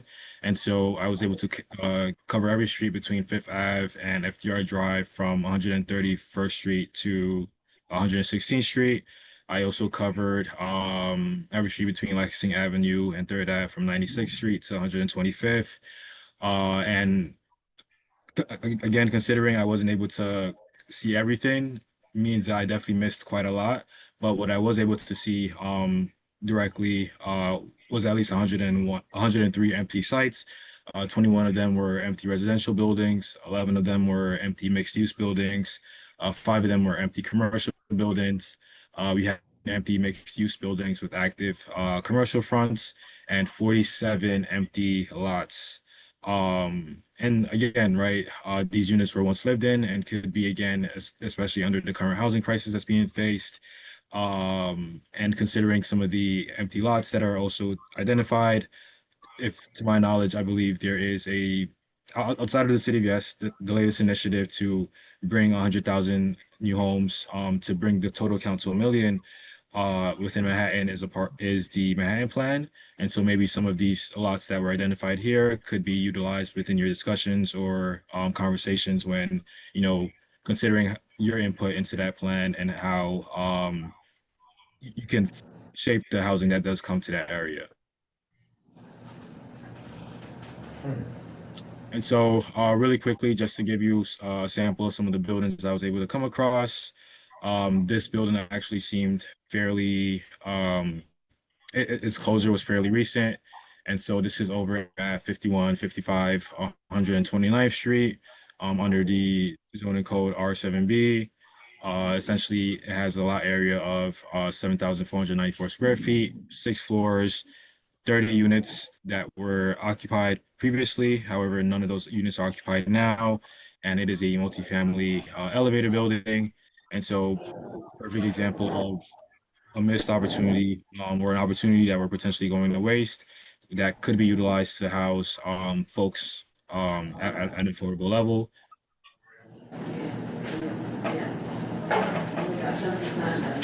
Similarly, you also have these multifamily elevator buildings, but more so elevator apartments that are also vacant. There are quite a handful of these that I came across. This one was in particular was at 52 East 126th Street. Again, 5 floors, 21 units. Um, more wasted or underutilized housing potential. Again, 70 East 129th Street. This was under the zoning code M16R9, and used to be a public facility slash institution. It was actually home to a charter school that has now moved to 115th Street, but now that building sits there as vacant. And actually on its certificate of occupancy, it said it only allowed 1 unit. However, as a regular person looking at this building, there's clearly potential for more than 1 unit within that. So another great example of residential buildings that could be rehabilitated for actually providing affordable housing to folks. Again, 1868 Third Ave. This is an example of one of those empty buildings that is mixed use, where not only is the commercial front inactive, but the residential units up top are also inactive. Here we have 165, 1,685 square footage of space that's pretty much just laying there, going to waste, not really being utilized for the benefit of anybody, whether it's the residents that are there or potential businesses that are looking to come to Harlem, East Harlem in particular. And these are store buildings with predominantly retail usage, and some may have some other uses as well. Another example of that is 1924 Third Ave. This in particular is, I wouldn't necessarily say, well, I don't want to say an eyesore, but for lack of better terms, it sort of is, right? Because Third Ave is a major artery within the East Harlem community. And not only is this building there on Third Ave, but this is actually just one series of buildings that are just like this, where the entirety of the upper floors are completely boarded up. You see paint chipping as well as just lack of care for it.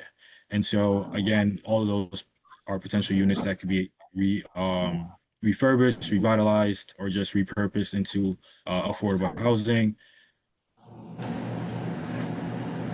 Again, 1954 Third Ave is another example of that, right along the strip in that series of buildings I was mentioning. Another example is 2096 Madison Ave. Here we have 1,825 square footage of property that's essentially not being utilized to its best ability. This is also another huge building on a huge artery, which is Madison Avenue. And to see that there, it's kind of disheartening. One, because it's just going to waste, right? Where it can be utilized for housing or for some other more beneficial purposes. Lots. There were quite a few, 47 in total. Just to go over a few of them, 2321 Third Ave was an example. Kind of given the FAR that would be allowable underneath the zoning, and the lot area, was able to calculate a buildable area, and assuming that 850 square footage is the average size of apartment, let's say this lot of land potentially could have 12 floors and provide 82 units, right? I'm sure that number goes up, can go higher or lower depending on other incentives that the developer may be using or whoever is working on this site uses. So for example, if they include mandatory inclusionary housing or take advantage of some of the new CDVS tools such as the universal affordability preference.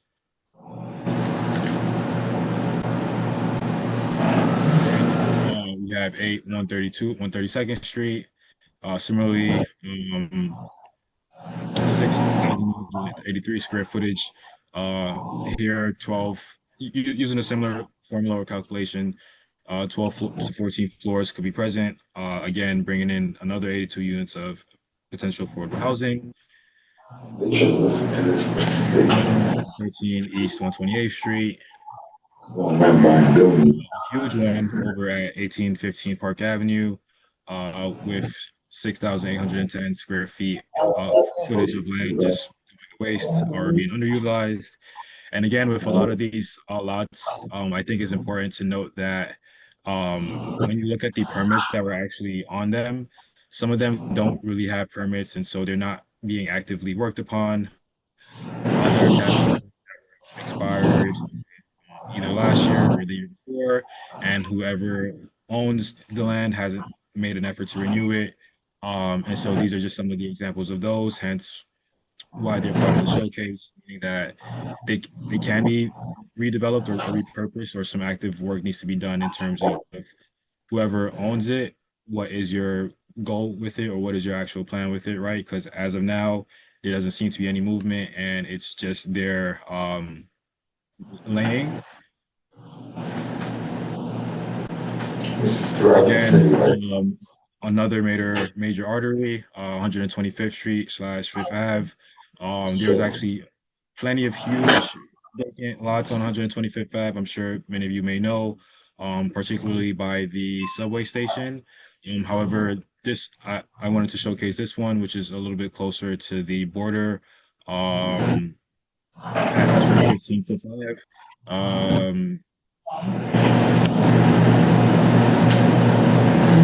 So yeah, just to kind of go over really quickly some points regarding why it's harmful for these buildings to remain vacant, or these lots to remain underutilized, is because one, there is a wasted opportunity in a high need area. So if you were to take all of the square footage of the lots that identified, I will share the Excel sheet after this presentation as well that has all of them. It totals to about 369,816 square footage of usable land. And using a similar math, kind of taking the average FAR of all of the zoning codes, with the buildable area, at least 2,610 potential units could be yielded from that. So just for consideration, again, blight and safety issues, quality of life issues is another reason why vacancy is a huge concern, especially with some of the lots that I identified. I wasn't able to add the video to the presentation, but for some of those lots that, for example, did not have renewed permits, actually were sites of dumping. And so if you look inside like the green cardboards or the green bills that they usually use as like fencing, you'll see that there's lots of weeds, there's tires, there's trash, things of that nature. And so I think that's definitely something of concern, or a flag I wanted to raise with you guys. And then community disillusionment, again, at a time where folks are being displaced at high rates. And the conversation is, we need to build, build, build. It can kind of create that, especially when you have plenty of seemingly good buildings, at least on the facade, that can house people. It just depends on maybe some refurbishings or renovations on the inside. And so that's another thing I wanted to flag.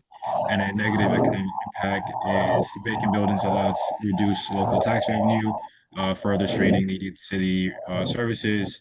Vacant lots mean when there to live in them. If folks aren't living there, there's less taxpayers that are able to contribute to the economic fabric of the community. And ultimately, restoring homes for residential use is a public good in the current crisis that we are experiencing. And so, recommendations or actions for consideration. We'd love to hear if you guys have sort of explored some of these paths before, and what that experience has been like from the community board level, maybe trying to coordinate with some other agencies. But from my end, it seems a recommendation could be to advocate for activation. So urging HPD to issue some RFPs for housing on the public or tax delinquent land. push for partnerships with nonprofit developers for deeply affordable housing, which is up to 80% AMI. For me, truly affordable housing would be up to 30% AMI, but I think percent is the highest you can go before you reach like above 100% of AMI, which I don't think should be considered for any calculations of affordability, because more than 100% of the area median income does not seem palatable for living, the constituents and the real economic I guess capability of folk, or the majority of them. A second recommendation would be to support zoning and land use alignment. Again, I understand that you guys are the housing committee, and so definitely curious to hear more in terms of some of the work that can be done to get landlords to maybe re-upload or reactivate some of the units that they recently took offline. But definitely collaborating with the land use committee to examine some of those 47 odd vacant lots. Again, did not cover did not cover every inch of the community district, but with at least 47, there's obviously a huge potential for development there. And it seems like the land use committee will be a good partner to collaborate with on that front. Third, a good recommendation would be to quantify the potential to support a deeper analysis of how many units could be created if all vacant buildings and lots were used. And so for me, some of the calculations were based off of like average just average figures. So the FAR that will be allowed by like R7, R7A, R7B. I think I used 6.0 as an average, but I think a deeper analysis should be done to specify, given the current like real characteristics of each lot, what is feasible to develop here, to take to maybe an actual developer or a nonprofit developer who can take that and bring it to life, right? Kind of following the example of or building off of the first presentation that was presented here. I think collaborating with folks such as that to assess, the use cases and feasibility of really building deeply affordable units on these deeply affordable plots of land would be great. And then yeah, using the data to inform future ULURP community need statements and or budget priorities. And then lastly, which is a recommendation I definitely want to kind of, well, not that kind of, but I want to hear more about your engagement with private property owners. What has that process been like, right? Because for me, it seems it would be good to encourage and pressure landlords of vacant residential buildings to bring units back online, especially in buildings with existing certificates of occupancy, requesting HPD and DOB to conduct inspections and identify code violations in persistently vacant buildings, and exploring legislation or local organizing to require minimum use standards or public explanation for long-term vacancies. I think part of, again, why the Measure the Homeless initial count was so important is because they were trying to work with certain legislators to mandate a sort of street block by block vacancy count. And so, although that didn't pass through, at the very minimum, we can still explore different legislation that will at least, for lack of better terms, force, landlords and developers or folks who are shelving seemingly good units to give explanations why to the community, because I think there's a lot of shadow around that, right? Even trying that, and um, it can be difficult to access. And so, what would legislation or local organizing around that look like? So yeah, that brings me to the end of my presentation. And again, just want to reiterate that the management plan is coming up. City of Yes just passed. There were a couple of tools that were provided to support the development of affordable housing. And so this is really just to, one, bring it to your attention again, uh, especially put some of the samples, put some of the examples on your radar, Again, there is a longer list on Excel that I will share in addition to this. But yeah, and I wanted to raise those flags as you guys gear up for this next sort of public feedback process, as well as public feedback process for bringing in housing. But yeah, that's it for me. Thank you so much. Wonderful presentation. Good presentation. There you go. All right, Thank you. 3 questions. I mean, at this time, if there are 3. Is Christina, I see your hand up, so. Yeah, hi, Go ahead. thank you. It's just really quick. So I was listening to you describe all these buildings and things, and I was wondering, have you reached out to the borough president? He's got some program where he's renovating vacant office buildings in Lower Manhattan. You might want to look into that program and see if maybe it can be brought uptown.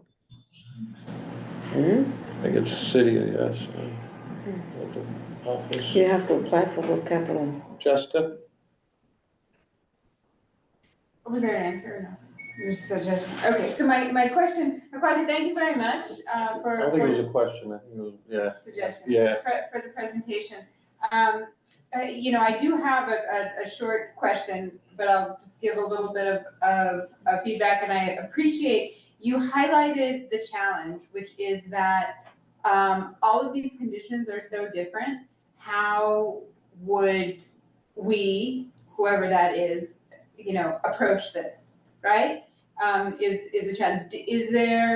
Are there typologies that make sense to approach the same way? Like buildings that are vacant that may have historic value that could be, you know, approached directly. Buildings that are vacant that are well-positioned for significant development potential, right? We would approach those 2 things from a kind of real estate perspective, a community-based real estate interest perspective differently. I think you've inspired me to, you know, figure out what would the letter be to the landlords that own the buildings on Lexington Ave between 109th and 110th that have historic value that are being emptied out, that are beautiful, that are just starting to sort of, you know, exactly. What would it take me saying, hello, I'm a community member. Have you thought about what to do with X, Y, and Z? Would you like to have a conversation? You know, is that the way you start to engage in a friendly tone, or do you say, hey, you're in violation of X, Y, and Z, you know, own up to it? So I think what you highlighted is the enormity of the challenge and the sort of importance of understanding what buckets you're kind of working with if you're going to take any action. I don't know that we have enough of a comprehensive understanding of what's quote empty where to be able to sort of bucket it to sort of divvy up the action just yet. But I think you highlighted that as part of the challenge, so I appreciate that. And the question is, do you have a spreadsheet with addresses? I think he said, yeah, you do, right? Yeah, I'll be able to submit it with the PowerPoint right after. And then maybe, Angela, you could just put it in the Airtable, so whoever wants to see it can see it. All right. Just quick, I comment, I thought it would have been good for the Senate to see this presentation. I know, it was hard enough getting them here to do their presentation, so, but yeah. All right, Candy, last question. Okay, so it's not really so much of a question because I thank you for that presentation. It was very great. And the thing is that what you showed us is that some of these buildings that you did show has been vacant for 45 years. HPD with the 3rd Avenue one, Marty Ross's buildings, I don't know if he sold them over, but the reason why they'd rather keep it vacant is because they get a vacancy tax break, and then they'd rather rent the bottom piece and then they'd make that money because they can make that money rather than to be dealing with the whole bureaucracy of the tenants. And I'm telling you, for years, I've worked with them I went to their buildings and tried to see what we can do, alongside with a partnership that we had a contract with HPD, which was the, housing preservation that HPD one time had a program like that, and, they were not interested. The only thing they kept saying is the red tape and the bureaucracy that they're gonna go through, and they gotta open up their books and all this kind of stuff. They didn't wanna go through the loan, but they own all the vacancies on 106 or Third Avenue is their buildings. Yeah, same. Man lives in Florida, and he's making, this money, Of course he is. you know? All right. Let's make a deal, thank God. Quincy, thank you so much. I guess if there are any follow-up questions, we can send them to me and I'll have Angel forward them. But again, thank you so much for the wonderful presentation and for all the work you did. And he finishes, right, Angel? I mean, he's. Thank you guys for having me, and thank you for your time. Great job. Thank you. That's good. All right, so we will move to old business. There is none. Good luck, Angel. New business, none, unless anybody has any. Okay. Yep, Beverly? I wasn't here for the presentation, announcement, but the Ray Building is doing tours. And I was gonna ask if you can, set up a thing for us to go see what the apartments are looking like, now that they own, the Ray Building on, the Black National Theater. Yeah, I know what you're talking about. All right, I'll see what I can do. That was part of the work of this board as well. Yes, exactly. Yeah, so I will, if I can, I will set it up, all right? Yeah. Thank you for that. I gotta give you a date for the Johnsons, they said Yep, any date you you got want it. next Saturday. Okay, yeah, I'm around. Yes, yeah, I know, that's a long time coming, but we'll do all of them. Oh, okay, who is it? Miriam? All right, Miriam, Yeah. go ahead, the floor is yours. Hi, how are you, everyone? I just wanted to highlight that Synergia offers housing advocacy services. And for people that reside in Harlem between 98th Street through 126th Street, that is river to river. I know I'm talking fast because I know everyone wants to go home. But I did a collaboration with East Harlem Community Partnership on 111th Street, and we did a clinic for NYCHA tenants. And something that I really noticed was the impact on tenants being moved from their apartments for repairs. These are properties that were NYCHA properties that turned into or in the PACT process. And we're talking about like safety issues and security issues, like people's belongings being taken by movers or their property, like their furniture, or like, let's say they got a new washer being damaged. So yeah, this is why I came to this particular meeting. So I just wanted to know the best way to follow up with you guys on this. Because I mean, I have like a handful of families, that are like facing these situations, and I wanted to bring it up at the presentation, but it also seemed kind of like in the scope, but still out of the scope. So I will stop there. And yeah, just looking forward to next steps. Yeah, if you want, Angel, tell me if this works. Can you drop your email address in the chat and then Angel will take it down and we'll reach out to you? Yeah, so actually the chat is disabled, which is no problem, because I can email you guys, but I know I have in the past. I'm actually in communication with Rosa, and we talked about doing a presentation in September, but these were kind of urgent, so that's why. Okay, got you. All right, so yeah, I think maybe you did email me and I did mention September now. I have a lot in my mind, but yes, I think it was you. So if it was, I'll check my emails. If not, I will reach out to Rosa and get it. No worries. Okay. I'll email you guys. I already have a draft. All right. Got you. Thank you. Thank you. All right. Thank you again. Thank you for being here. All right. If that's all, Angel, please take the roll. Adam Briha. Present. David Giordano. President. John Green. Here. Jessica Morris. Here. Beverly Pavone. Present. Loretta So. Present. Candy Vasquez. Present. Jason Wu. Present. We have fun. Thank you, everyone. Call my name. I'm here. You're absent, Christina. Oh, I mean, you're okay. absent technically. But I'm here. Yes.